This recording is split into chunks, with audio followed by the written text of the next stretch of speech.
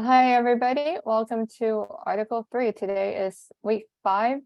I spoke with Judge Nally earlier about possibly taking a hiatus since there's so much going on lately, and then reconvening to continue the Constitution since we still have quite a ways to go in a couple of weeks. Is everybody okay with that? Yeah, fine. Yes for Victoria. Okay, by me. Thank you. And Judge Nally, when you're ready. Well, good afternoon, ladies and gentlemen, and welcome aboard. And I think I just lost. Oh, there it is. Sometimes it's exceedingly convenient to have two computer screens. But anyway, welcome to the Article 3 session of our discussion. And as many of you have probably already noticed. Hello? Sorry, ignore that. Hang on, Judge. I will get on the mute button and make sure that everybody's muted so that. Okay, okay, no. And while we're at it, I will communicate with everybody when we're ready to come back. Okay. It'll be the same day, same time in a couple of weeks. All right, Judge. There you go. All yours. Thank you, ma'am. Well, as you can see, the charter, which outlines this system of government that we have, and it is sometimes referred to as a constitution, has brought us down to Article 3, which deals with our legislative branch. And there are some things that you do need to take note of. It's not so much dealing with the composition of the legislature.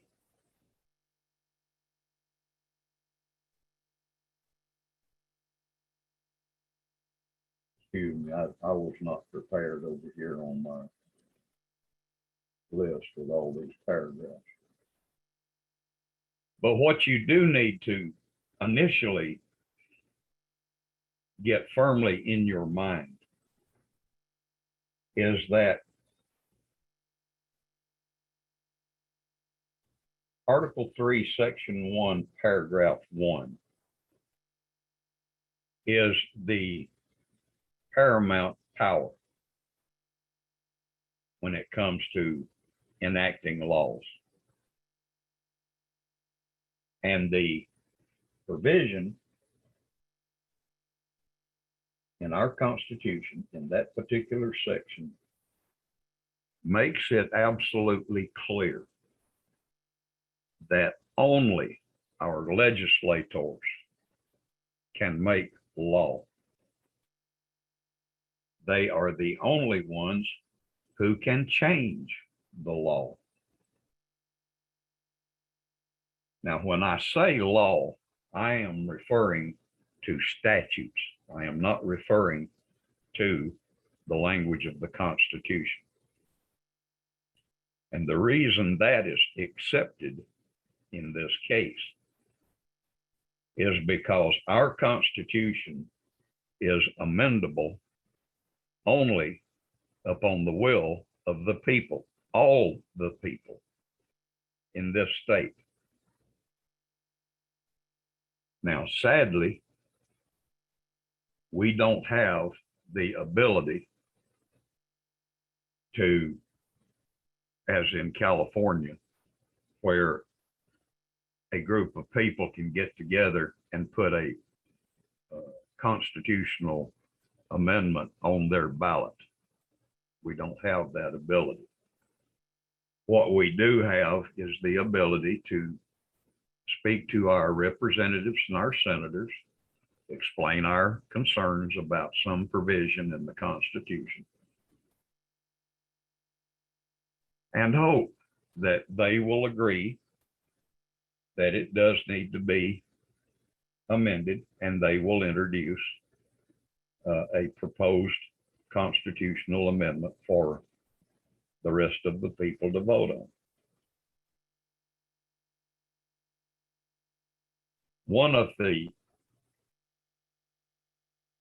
and I hate to be jumping ahead in these various provisions, but I think what I'll do is just discuss Article 3 in a general method. But there is a provision in our Constitution that no public monies will be spent for private or religious organizations. However, once we realized, we as a people that is, realized that we did have a significant homeless problem, although we're not in as dire straits as some of our sister states, there is nonetheless a problem. And to address that problem, we permitted our Constitution to be amended so that in the event that a church, a synagogue, or a mosque should initiate a charitable function to provide for the homeless, then public monies could be allocated to those functions. And that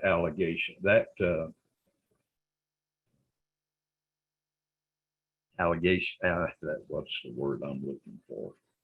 That expenditure is addressed in Article 3. I think that's somewhere down around Section 5, 6, somewhere down in there. But at any rate, the reason I bring up the legislative power is because too many times, as we have all witnessed, elected public officials tend to step beyond the scope of their authority.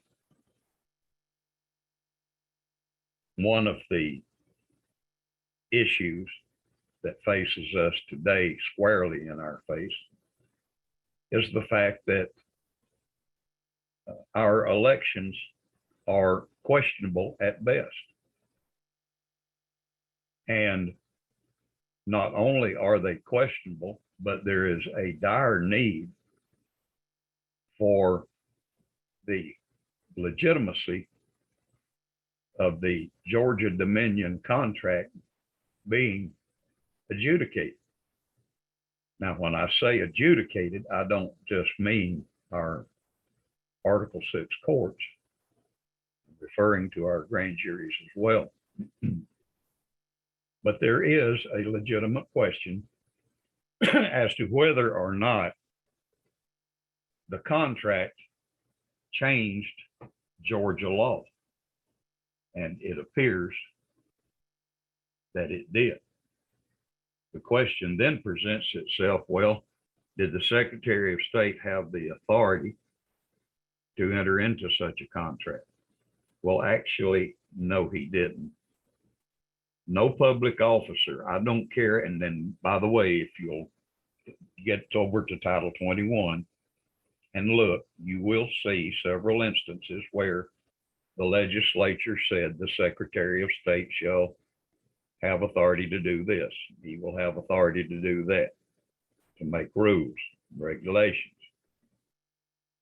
What he does not have authority to do, in spite of that language, he does not have authority to create by rule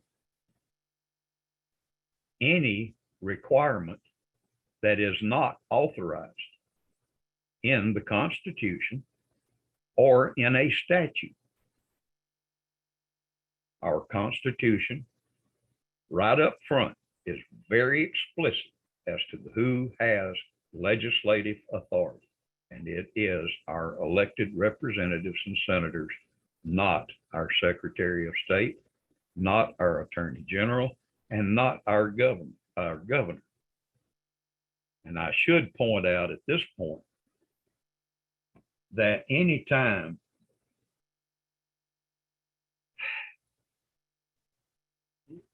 I really hate to be overly critical of attorneys.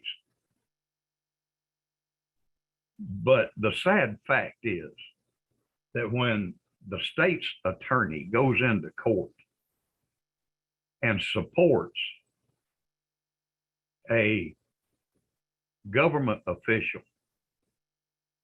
in his conduct, which is clearly at variance with the legislative intent, then I have a problem with that attorney. I have a serious problem with that attorney. It seems, unfortunately, that our Attorney General is not capable of coming up with plausible, maybe even novel constitutional arguments that would permit the Secretary of State or any other officer to literally change the law. Unfortunately, there is no reasonable argument that can justify that, not when you look at the language of our Article 3, Section 1. So with that thought in mind, I have reached the conclusion that it's past time that we find another qualified attorney to sit as our Attorney General. The same condition applies to the governor.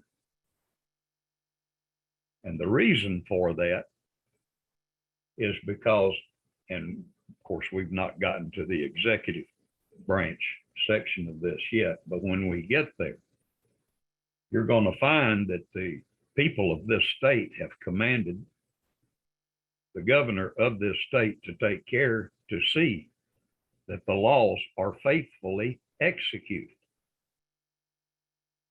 And in that regard, especially as to elections, I'm afraid that this governor has become a miserable failure.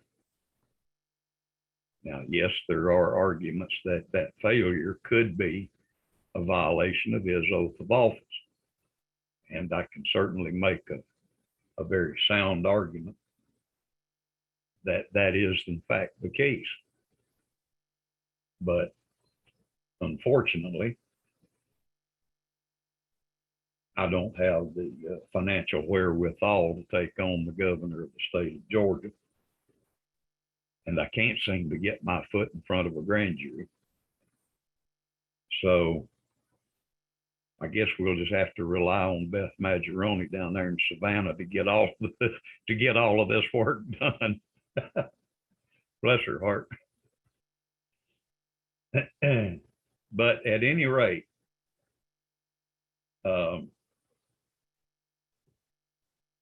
for the purposes of Article 3, suffice it to say that legislative power in paragraph 1, that is the one issue that you need to drive home in your mind. And that is, only the legislature shall make the laws. Not governors, not attorney generals, and certainly not secretaries of state. Now, to move on, the composition of your General Assembly is provided for in Section 2, And that is broken down. Let me see if I can get my. Yeah, there we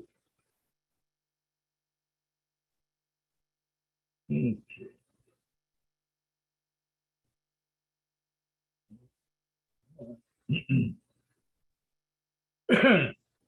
But in section 2, your paragraph 1 provides for a Senate and a House of Representatives. That's referred to as a bicameral legislative body or a General Assembly.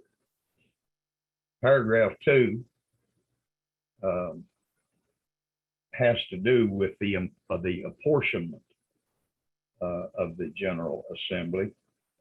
And of course, that the Constitution makes it specific as to how many senators, representatives there will be. And the number of people that are represented can vary across the state. Now, here's one of the problems that our legislature runs into every 10 years is reapportionment. And the reason for that is because of the changing demographics in the various counties.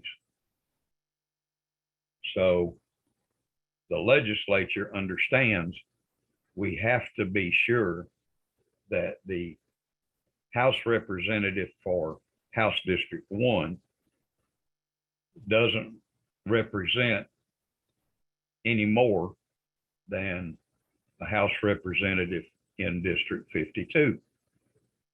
The problem is you can't subdivide people. So they have over the years come up with systems which allow them to obtain the latest demographic information from our annual censuses. And with, fortunately, the use of computers, I'd hate like the dickens to be doing this with pencil and paper. But with computer systems, they are able to subdivide the state into various districts, each one having almost the same number of people as any other district. That way you stay as faithful as possible to each person having his representative. So one person, one vote. It would be nice if you had one person, one representative for X number of people and it was consistent throughout the state, but it's just not mathematically possible to do that. The paragraph 3 deals with the qualifications of the members of the General Assembly. Now, here's something else you would need to know, and that is that qualifications to hold public office are not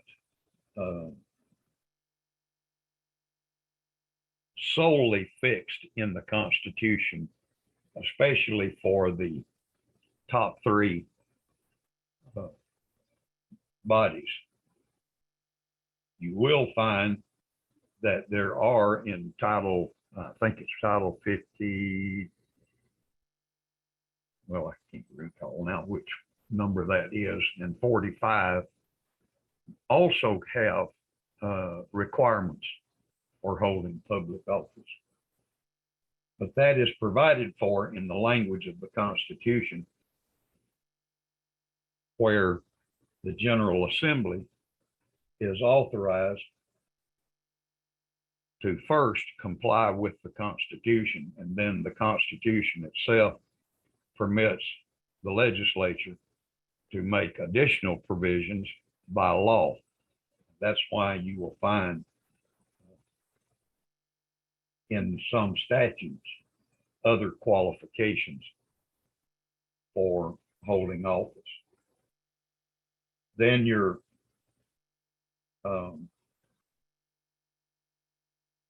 paragraph 5 well, paragraph 4 also provides for certain disqualifications. But as I stated, there are other provisions in the statutes of the state to which you might have to refer if you are questioning the qualifications of a particular individual to hold office. And to give you a quick synopsis of what I'm talking about, back before the beginning of this year, I was able to determine that there were 29 senators and representatives who were constitutionally disqualified because they were illegally in possession of public funds. And so I sat down and drafted a petition to the Georgia House and brought up their disqualification and asked for a impeachment hearing. But the problem is I never received a response, not from anybody, not from the Speaker of the House, not from the President Pro Tem of the Senate, and not from the clerk. So I can only assume that the post office must have failed, which that ain't gonna happen, I'm sure. But it is an issue that does need to be looked into, and here again, looked into by a grand jury. Now, let's see, where did I get to? Disqualification. Okay, election and term of members. And here is where we find that these folks all get a 2-year vacation at our expense, so they can go to Atlanta for 40 days and party. 40 days and nights partying in Atlanta. Wow. Now we'll move on to section 3, and this has to do with the officers of the General Assembly. And here's where we're pointed to understand that we have a president pro tem of the Senate, and we have a Speaker of the House, and then other officers of the 2 houses. And which of course would be the clerk would be one of them, secretary being the other.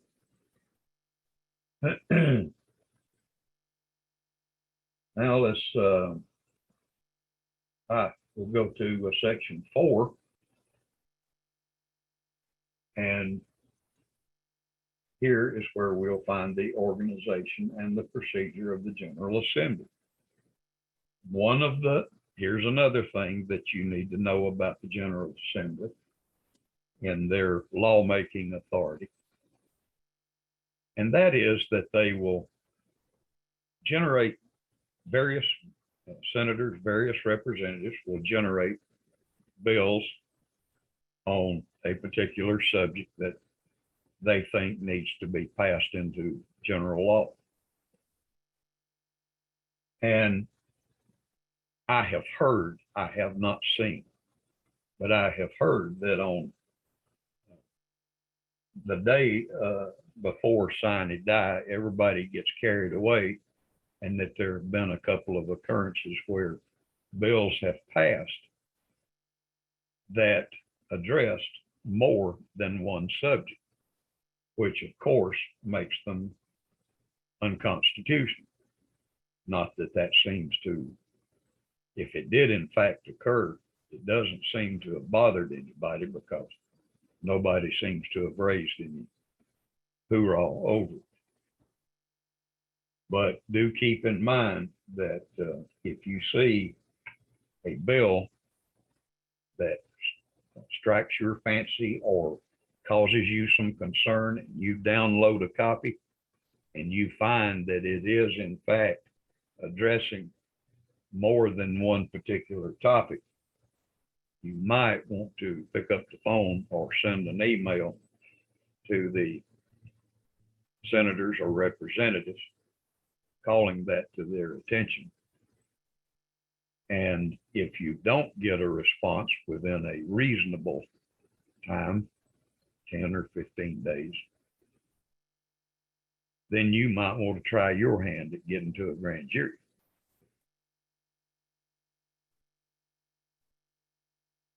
But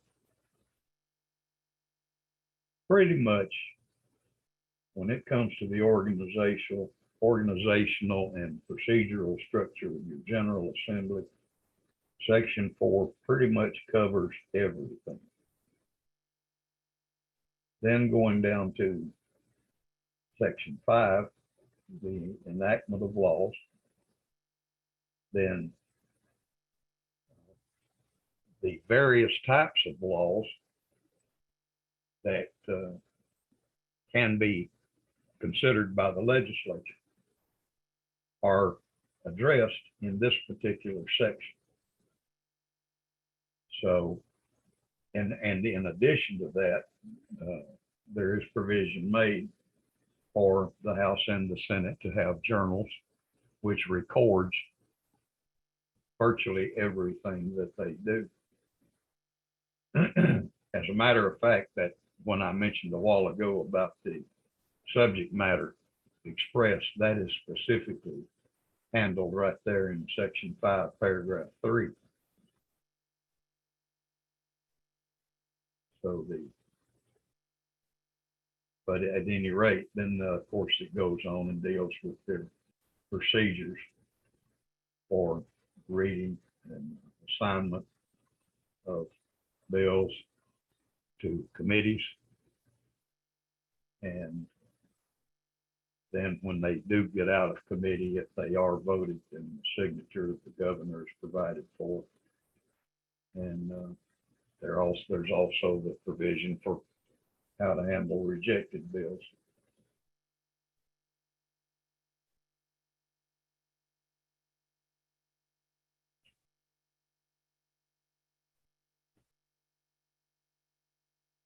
Now, I think we can probably move on from there to Section 6, which has to deal with the exercise of powers. And this is the one place where you will probably want to come to in the future if you have any question about a particular law, because this particular section deals with both general and specific powers and provides that these powers are not to be abridged. So there is a paragraph, paragraph 3, dealing with the abridgment of powers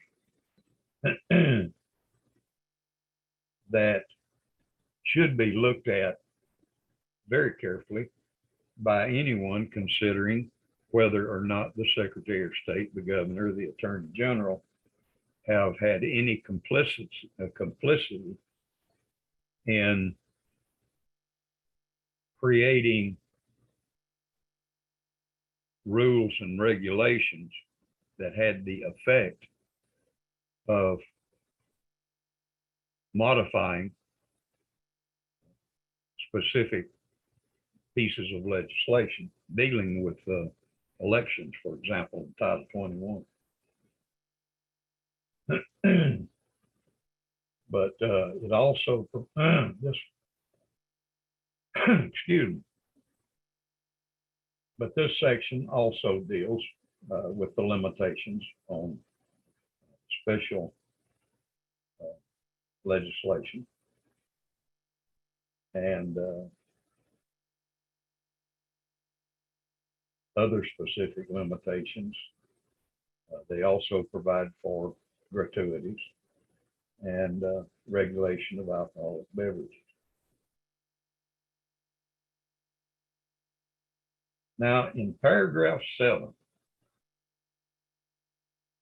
impeachments. And one of the things that you're going to find a little bit amazing is in paragraph 1, the power to impeach. That power covers every, when I say executive function, I'm speaking not just of the governor, but I am speaking of every county commission, county commissioner, sheriff, probate magistrate judge, even a city judge. These folks, just like a grand jury, these folks can look at everybody. Well, no, excuse me.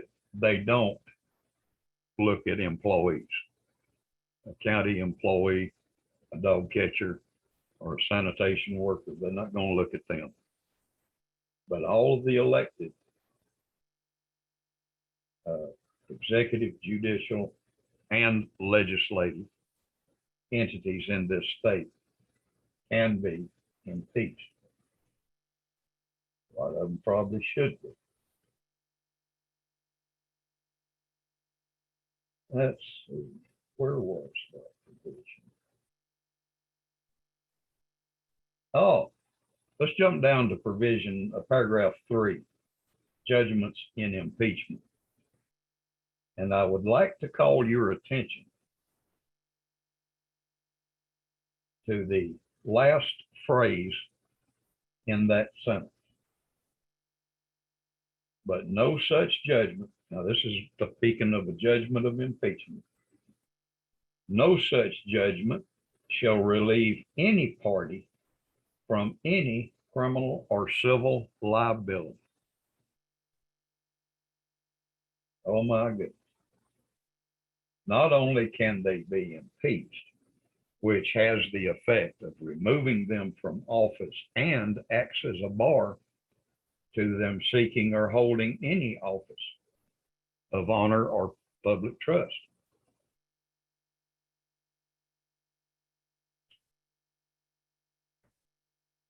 Now, that also means if we look back to the conduct of the Chatham County Grand Jury on July the 29th, 1791, we can look with a bit of amazement at their order to the General Assembly of the state of Georgia that year, and wherein they commanded the legislature to impeach. They did not prefer any criminal charges against those individuals, but they didn't really have to, because their impeachment alone was a drastic change in the lifestyle of the men who were previously holding positions of honor and trust and profit, and that was taken away from them. Now, the added benefit of not prosecuting for criminal charges was that they didn't have to put them in the jail and feed them and house them and clothe them for extended periods of time. They just left it up to those individuals to go out and grab a shovel and a pick and go work on the roads or the ditches or whatever other employment they could find to provide for their sustenance without them becoming a burden on the taxpayers. So those folks down there in Chatham County felt like the impeachment was going to be a harsh enough treatment for those individuals who decided they wanted to steal an election.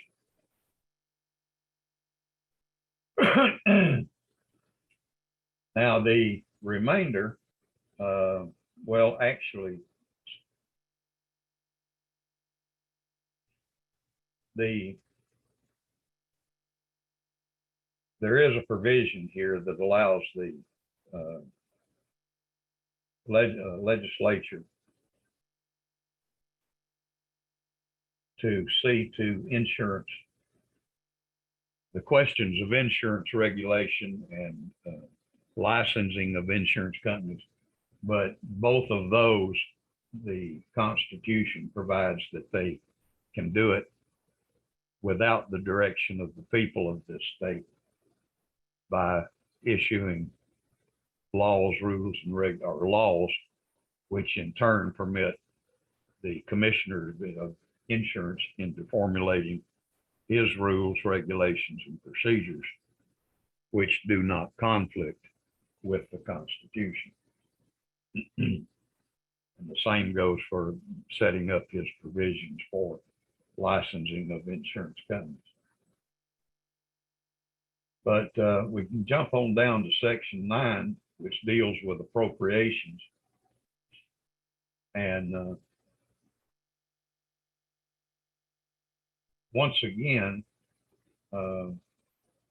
there is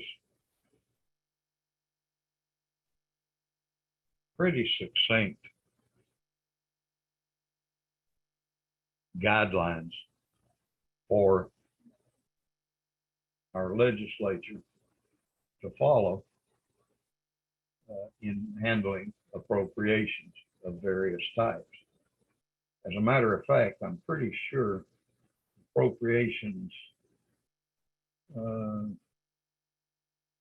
pretty sure it's in one of these that one of these paragraphs that deals with making appropriations to religious institutions when they are in the process of managing homeless shelters and things of that nature.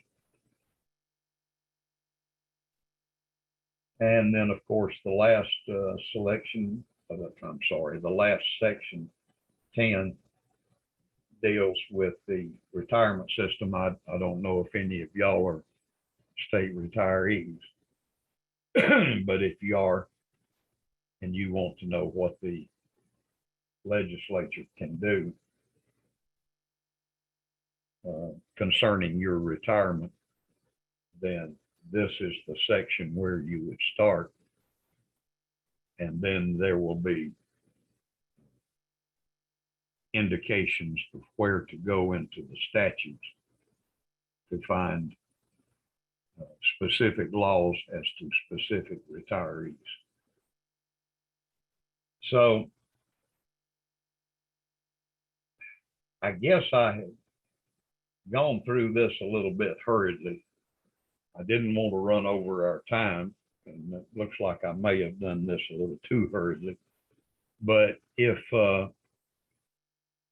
y'all are agreeable, we can use the rest of the 30 minutes or so, 20-something minutes, for a question answer session, if you're so inclined, and I'll yield.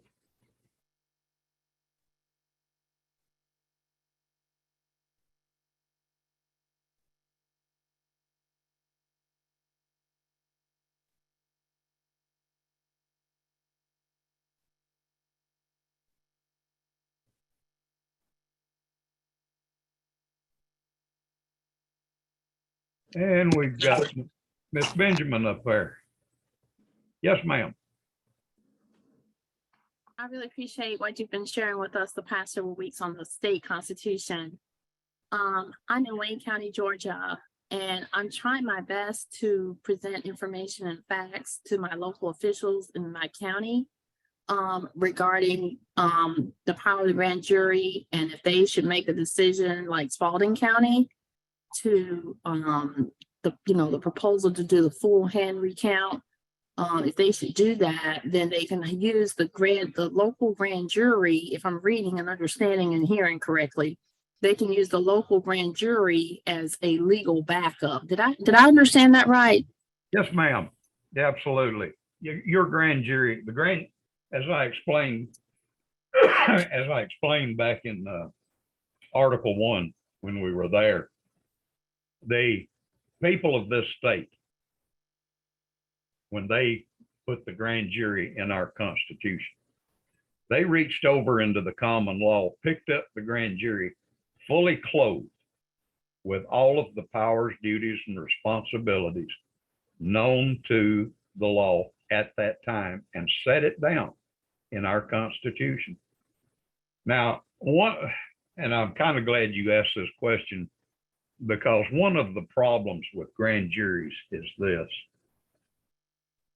Although the state of Georgia does publish a handbook for grand jurors, the grand jurors are left woefully ignorant, and it appears by design, of the scope of their powers and their duties. In other words, what can they do? What can't they do?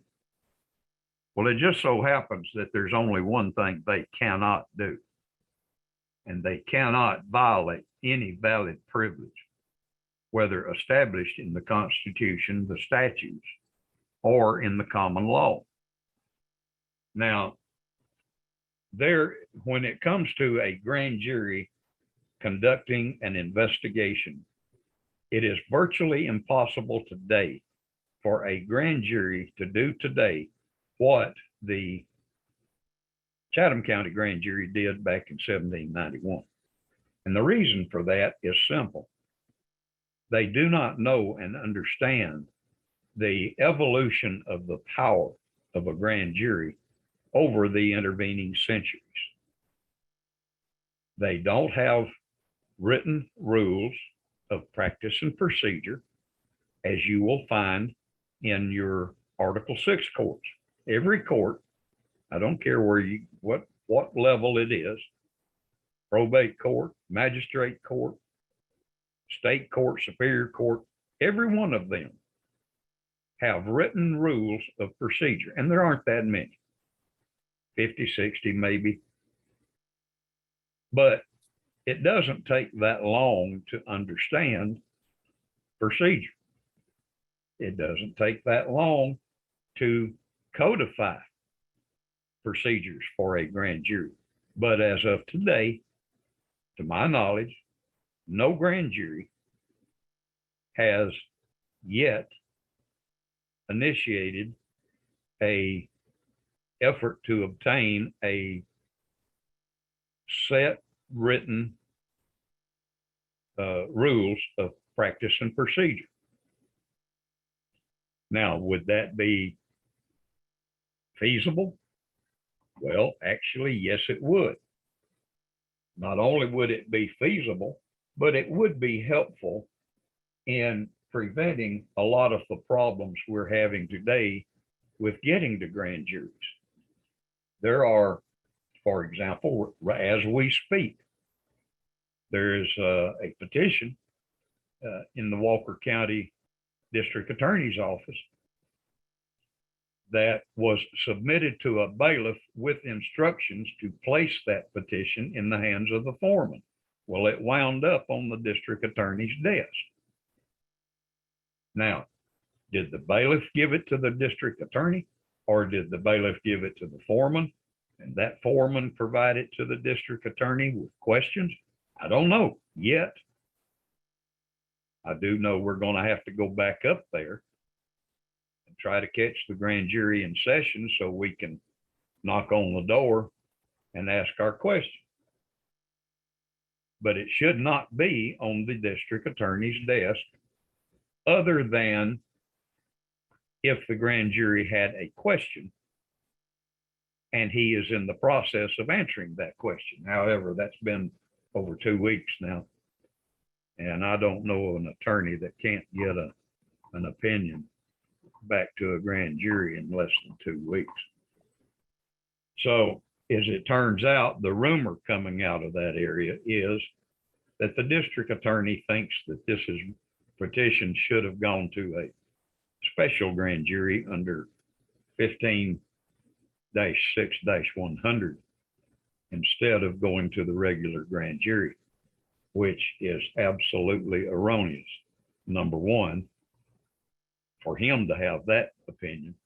And number two, if the grand jury decided that it was more appropriate to be seen by a special grand jury, then it was their duty to refer it.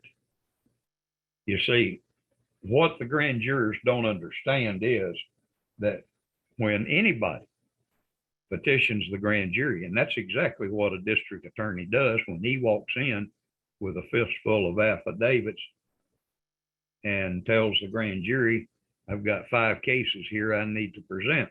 And they say, okay, get started. And he starts calling witnesses and showing them evidence. Well, that's part of the procedure.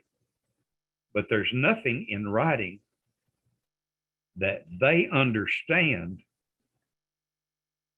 which authorizes you as a citizen to also take your matter before them. Just like, for example,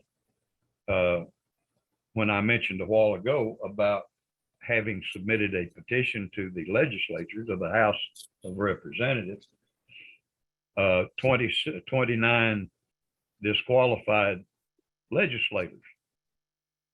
And they should not be holding their office. They should not be there drawing pay when they were illegally in possession of public funds. That is prohibited under our Constitution. So if the legislature wants to ignore you, which they can ignore you if they don't mind violating their oath of office, but where do you go for a remedy when the legislature ignores you?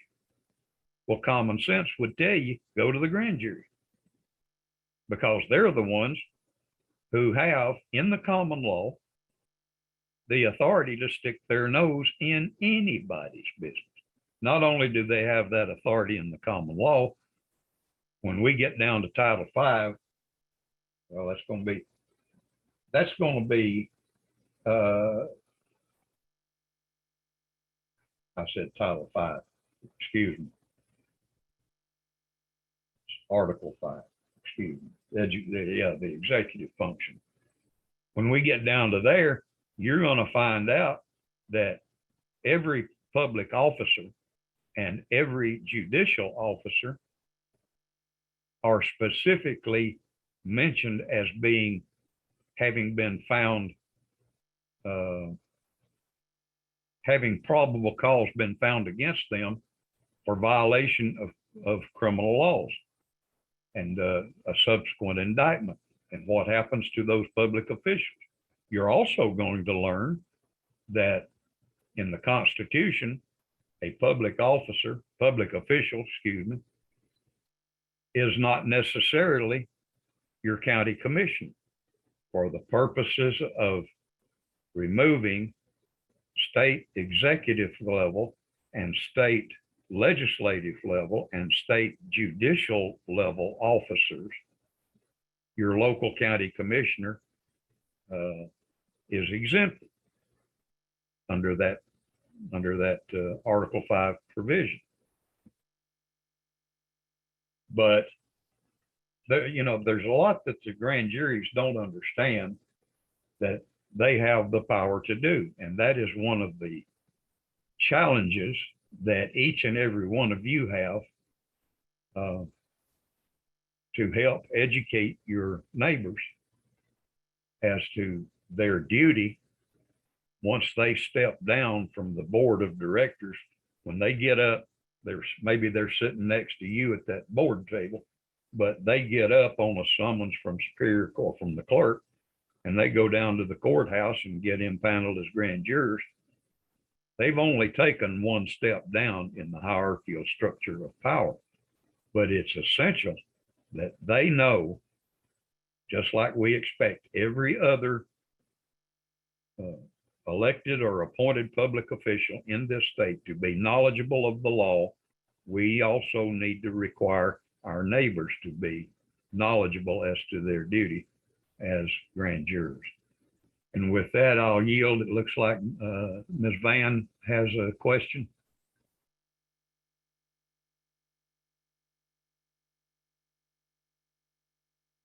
And she's there. Were you talking to me? This is Diane Van. Yes, ma'am. Okay, you know that I had that court case and they said I erred and that I didn't ask them to waive state sovereign immunity. What are they talking about? Sovereign immunity.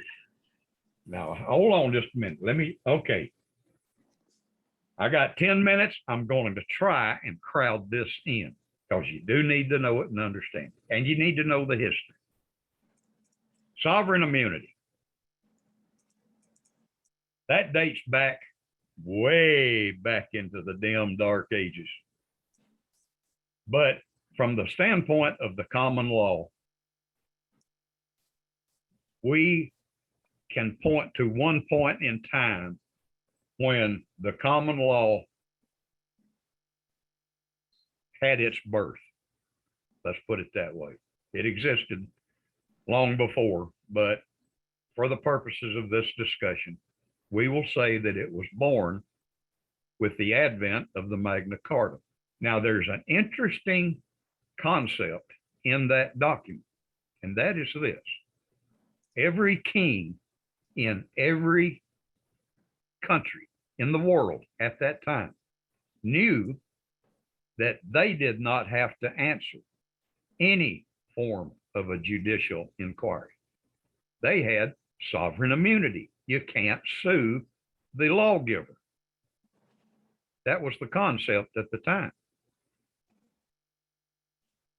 But along came the Magna Carta, and in that document, King John made the following, and I think it was in somewhere between 55 and 63, the clauses 55 through 63, somewhere around in there.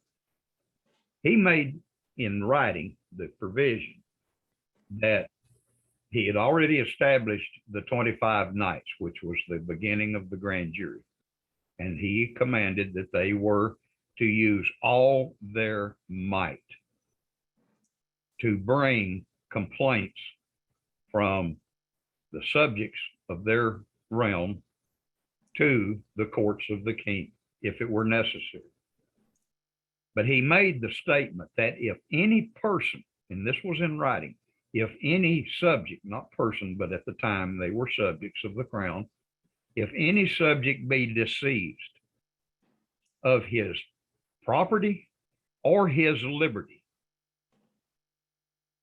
they, meaning the knights, were to see to it that that individual's problem was brought to the king, or in his absence, brought to his courts, and that they would make full restitution. Now, what did he just say? As a matter of law, he said, the defense of sovereign immunity is waived by this crown, by this government, if the subject matter is property or liberty. Those two things, sovereign immunity was waived. Now, where do we find that encoded in our positive law in the United States? And that's, by the way, what you need to understand about the difference between common law. Common law is still valid law in this country, in this state.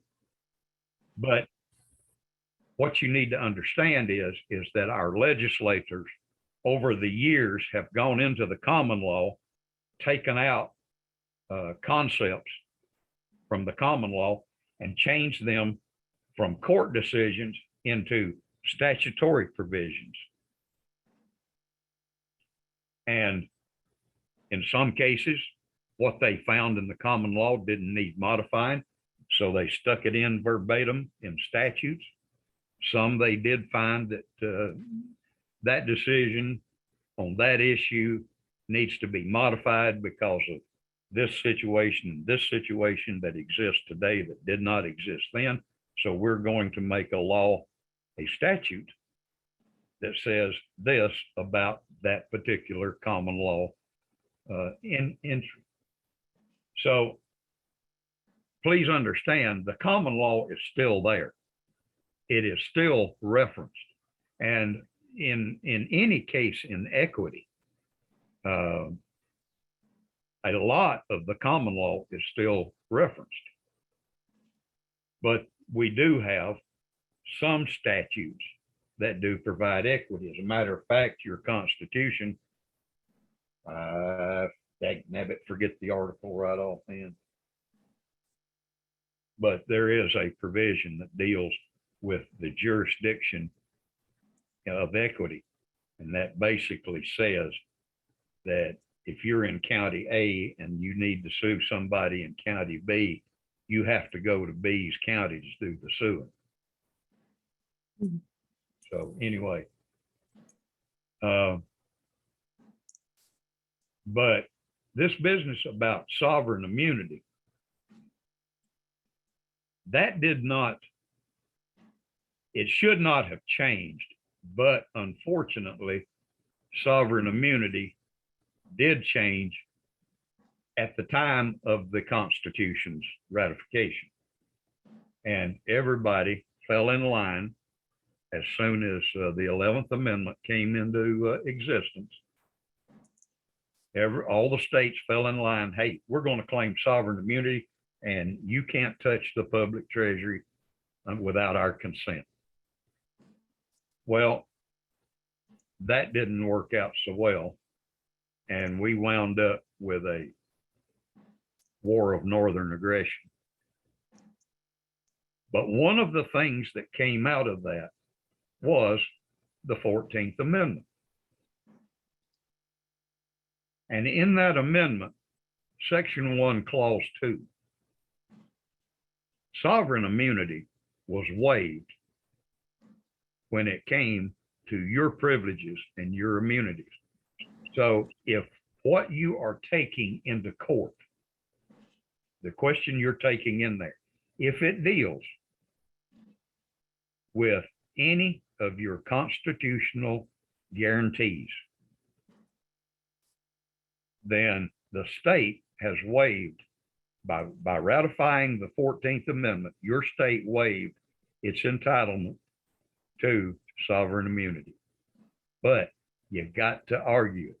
You've got to mention it. And because if there's something that is germane to a case taking into civil court, if there's an issue that touches it and you don't raise that issue in the trial court, then you are presumed to have waived it for the purposes of appeal. Does that help any?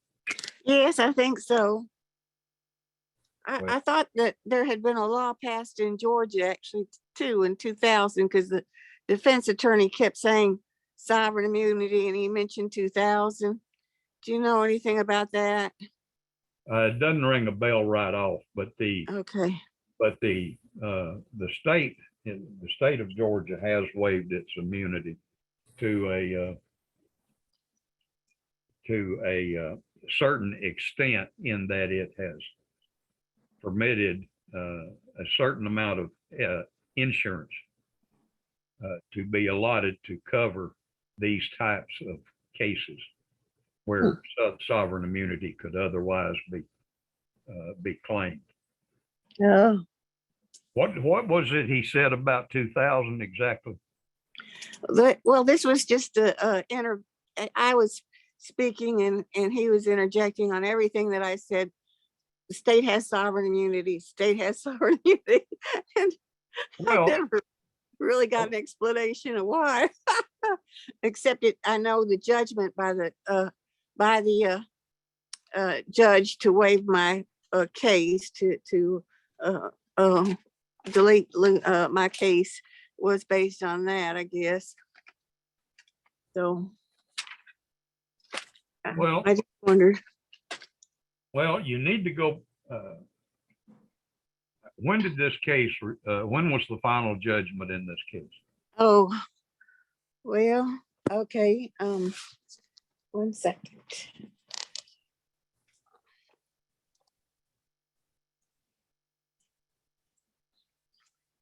It would have been March 21st, 2023.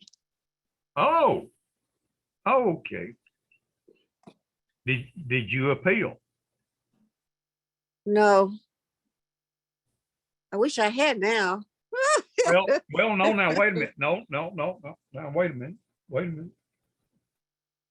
Let's think about, good Lord of mercy, it's 4 o'clock already. All right, I'm gonna have to make this short. Go back over your case and determine, if you can, whether you were harmed by the deprivation of a protectable guarantee, either in the Georgia or in the federal Constitution. Mhm. And if that was the type of harm you suffered, then you still have, what date did this first occur on? Do you recall? Well, this had to do with the fact that I was suing for reimbursement for putting money out to run for office when there were machines involved. That's what, and the machine, okay. you remember me. Yeah, okay. That is something that a grand jury certainly has jurisdiction to look at. So you are not, and besides that, the grand jury being possessed constitutionally with the power to judge the law, they can actually review the decision of that court Oh, and make their determination of whether that court was in error. oh, And they could conceivably recommend to the court to reconsider its judgment under constitutional provisions, just in case you hadn't raised those. But okay. actually, that's yours is a peculiar situation, because if the election process that has been forced upon the people of the state of Georgia since August the 12th of 2019, if that is all invalid, void ab initio, then once that is held either by a court or a grand jury, then you would probably have grounds to bring that case back up. Okay. And the next time you bring up something like that, you be sure that the state of Georgia is in compliance with the 14th Amendment, Section 1, Clause 2, that they're not depriving you of property or liberty, which is to be protected by the federal Constitution. And by the way, the 14th Amendment would, I think, you'll have to talk to a skilled attorney about this, but I think that under 28 USC 1441 and the 14th Amendment, Section 1, Clause 2, you would probably have standing to take your complaint not to the Superior Court, but to a federal district court. District. Now that's please You consult an attorney on that. You said 208 USC 28. 28. Okay. USC. USC 14. It's 1441 through, I think it's 1455. One of those federal statutes might well give you standing to take your state claim into federal court. Okay. Hmm. But now- Okay. But Mm. please talk to an attorney. Right. I Sorry, sure need one. I dropped out of law school, so I ain't got a sheepskin I can wave in. Thank Okay. you. Thank you, ma'am. And Tanny, I guess if there's no other questions, We can we can start a hiatus now for the next couple of 3 weeks.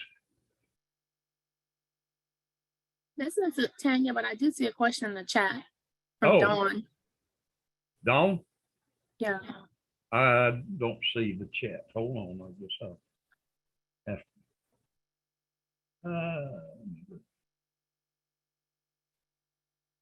Dawn. Okay. How to add weight to a grand jury petition and what can we do if it's ignored, such as the Walker County case? Well, there's not a lot you can do to add weight, except through, of course, the evidence. Now, let me explain. Well, I'm sorry, Tanny, I'm fixing to run over. Let me explain briefly how you should, once your foot gets inside. Well, once you submit a petition, your petition can be simply, hey, grand jury, I got a problem. You need to be made aware of it. That means, with nothing else, they are obliged to do one of two things.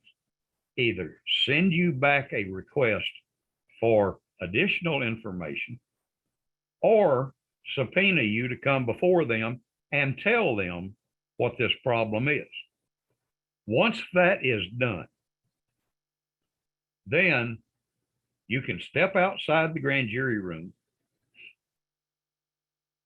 if you were summoned to tell them. And the grand jury will discuss your problem, your specific problem, for the purposes of making one simple determination. Does her complaint rest upon our jurisdiction? In their oath of office, that is stated as that they will diligently inquire and true presentment make of all such matters and things given them in charge by the court or coming to their attention, touching upon their present service. That phrase, touching upon our present service, is a jurisdictional question, and the first duty of every judicial officer is to determine jurisdiction. That's first. The second question they ask is, does any part of this case touch my jurisdiction, me personally, which would require my recusal or my disqualification? Now, once they've answered those two questions, if they answer them in the affirmative, that yes, this touches our jurisdiction, and no, it doesn't adversely affect my sitting on this case. Once those two questions are asked and answered, then it's time for them to start their diligent inquiry, and that they don't have a choice about, because that is their oath. Once that decision of jurisdiction is made and it's, yeah, we've got to investigate this, now they must perform diligent inquiry. And that don't mean just calling you in and asking you what were the problems and asking you that under oath. But everywhere you mention someone else's name as a witness or as a perpetrator,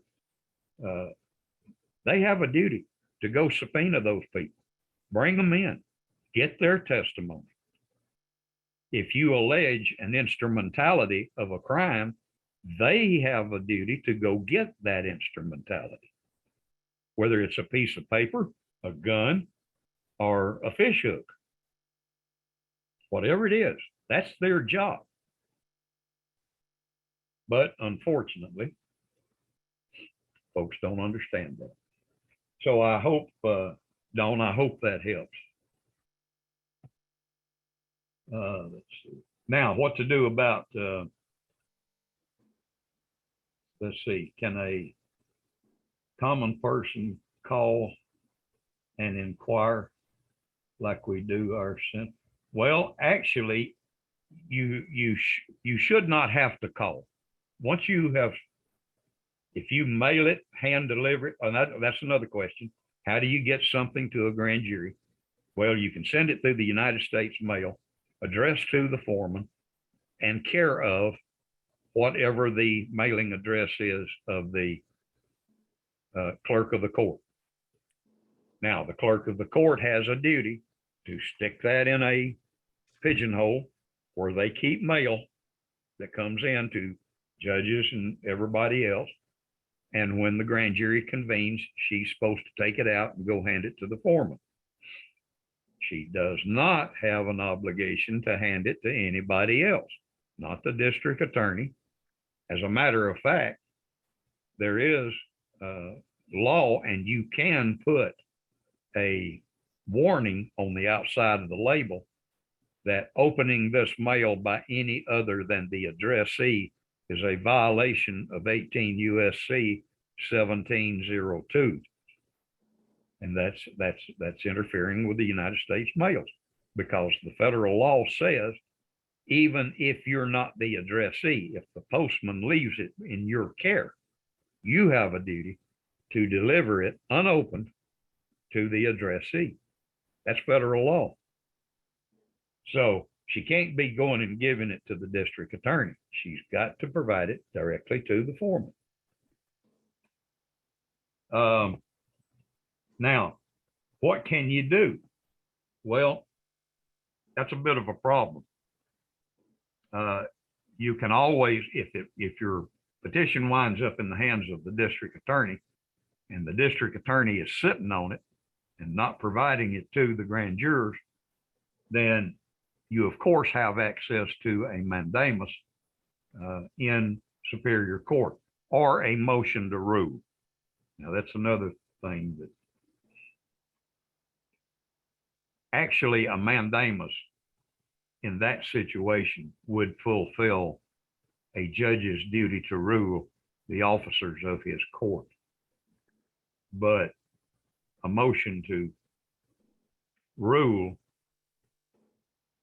right now, I cannot tell you how to go about doing one of those because I've never done it.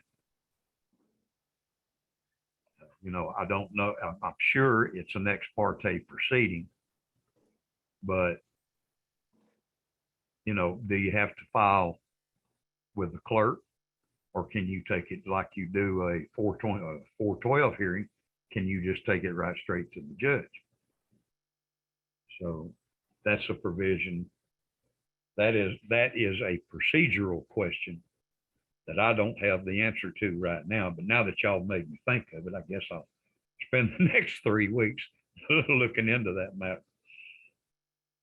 But the only other way that I can think of is to do like Beth Maggioroni did and show up early for Superior Court on the day when the grand jury is going to meet, and hope to the good Lord you run into a grand juror that you can strike up a conversation with and have them take your material and walk it right into the grand jury. Now, if that happens to you, be sure and get that individual's cell phone number, or at least request that he make it plain that you need a response to having submitted your petition, regardless what the grand jury does with it.